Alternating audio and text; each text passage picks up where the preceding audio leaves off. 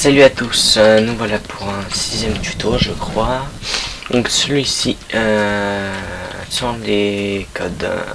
Donc vous avez sans doute déjà vu des tutos avec des codes sur les portes. Donc ça reprend les mêmes choses, sauf que celui-ci est un peu modifié. Même un peu beaucoup. Donc voilà le système. Donc il est assez grand. Vous pouvez déjà voir des portes logiques que vous connaissez. Voilà. Donc j'explique en fait à quoi ça sert. Donc d'habitude une porte à code sert à ce que la porte s'ouvre que lorsque le code est bon. Sauf que celle-ci s'ouvre quand le code est faux. Sauf que il y a un piège juste derrière la lave qui va tirer des flèches enflammées quand le code est mauvais. Alors que lorsque le code est bon, ce piège ne s'activera pas. Donc c'est assez compliqué, mais bon. Donc au niveau du piège, j'aurais pu rajouter des dispensers, etc. Mais là, on voit que comme je n'ai pas enterré le système pour que ce soit plus simple à refaire après, je n'ai pas la place de mettre d'autres dispensers. Donc j'ai mis juste le minimum. Donc voilà. Je ne pense pas que je vais le démonter, parce que malgré la taille qu'il fait, il n'est pas très dur à comprendre. Donc là, admettons que le code soit totalement faux. Ah non, il y a du vrai. Il y en a deux qui sont vrais. Donc voilà. Donc on peut voir ici déjà deux portes end. Donc c'est pour les leviers qui sont derrière en fait. On choisit la combinaison qu'on veut. Donc là, la bonne c'est celle-ci. Voilà, donc ici les deux là sont activés. Et comme c'est une porte N, pour que là ce soit activé, il faudra rajouter un inverseur là et un inverseur là. Une fois que les deux portes N là sont passées, il en faut une autre pour que les deux courants là se rejoignent et en activer un autre. Donc là on a un inverseur relié à un piston collant et un cube, tout simplement pour que le courant passe lorsque le code est mauvais. Donc je vais faire un exemple.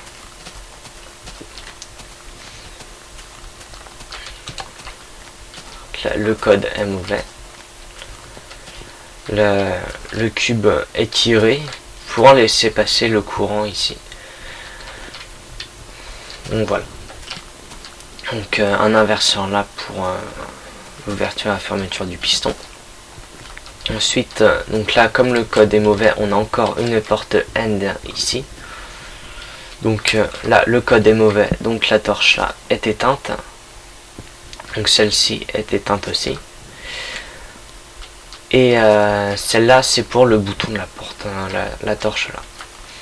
Donc ici on a un pulseur, donc avec un inverseur devant pour que la poudre de redstone soit allumée là. Donc ça ne clignote pas tant que la porte est fermée. Et que personne ne marche sur la plaque. Donc c'est pas la torche du bouton, c'est la torche de la plaque de pression qui est devant la porte. Donc voilà, donc là notre pulseur est éteint et le pulseur lui est relié à des dispensers pour qu'il tire quand la personne reste sur la plaque. Voilà. Donc la plaque, non, le bouton d'abord. Donc le bouton qui est juste derrière là, derrière ce cube là, est relié à une porte RS NOR latch.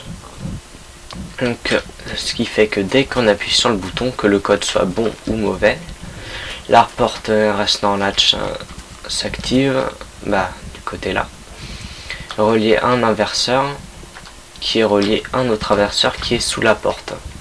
C'est pour ça que l'inverseur là est important, sinon la porte serait toujours ouverte. Voilà. Donc la plaque de pression est reliée au bouton de reset de la RS NOR latch et aussi reliée à cette porte end pour que dès qu'on appuie sur la dalle, la deuxième torche s'éteigne et comme le code est faux, ça nous tire dessus. Donc voilà. Donc je sais que ça peut être dur à comprendre, donc s'il y a des questions, je répondrai à tous les commentaires.